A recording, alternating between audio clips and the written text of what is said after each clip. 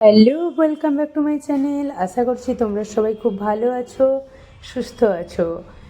রোজই বৃষ্টি হচ্ছে, তাই আমি তোমাদের জন্য একটা ধোসা রেসিপি নিয়ে এসেছি, যেটা তোমরা বাড়িতে বসেই বানাতে পারবে আর গরম গরম খেতে পারবে।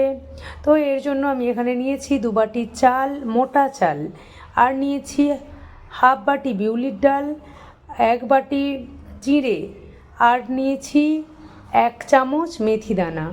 আমি মেথিটা ভিজিয়ে রেখেছিলাম, চাল আর ডালটাকেও ভিজিয়ে রেখেছিলাম 5 থেকে 6 ঘন্টা। তারপর এটা ভালোভাবে মিক্সিতে পেস্ট বানিয়ে নিচ্ছি। তোমরা যারা যারা আমার চ্যানেলটা এখনও ফলো করোনি, অবশ্যই ফলো করে দিও। দেখতে পাচ্ছ আমি সামান্য জল দিয়ে দিয়েছি, তারপর পেস্টটা বানিয়ে নিয়েছি। পেস্টটা বানানোর পর দেখাচ্ছি তোমাদেরকে, এইভাবে পেস্টটা হয়ে গেছে। তো আমি আবার এটাতে একটা অন্য পাত্রে নিয়ে ঢেকে রেখে দিচ্ছি। এটাকেও আমি 5 থেকে 6 ঘন্টা ঢাকা দিয়ে রেখে দিয়েছিলাম। তারপর তোমাদেরকে দেখাচ্ছি। দেখো কীরকম একটু টাইট হয়ে গেছে। তোমরা সামান্য এতে একটু অল্প জল দিবে, কারণ এটা খুব পাতলাও হবে না আর খুব মোটাও হবে না। দেখতেই পাচ্ছ তাওয়া গরম করে নিয়েছি। তারপর আমি এখানে এই পেস্ট একটু দিয়ে দিচ্ছি, ভালোভাবে দিয়ে এটাকে আমি একটু ঘুরিয়ে নিচ্ছি। 2 থেকে 3 মিনিট টাইম দিতে হবে। তারপর উপর থেকে আমি একটু সামান্য তেল নিয়ে ছড়িয়ে দিলাম।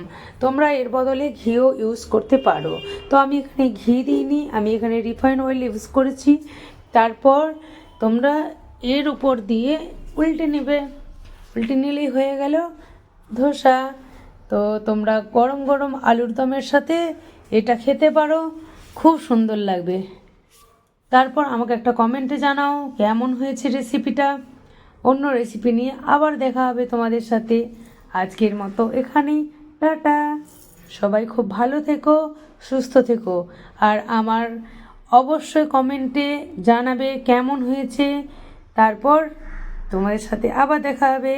Tata, bye, see you, take care.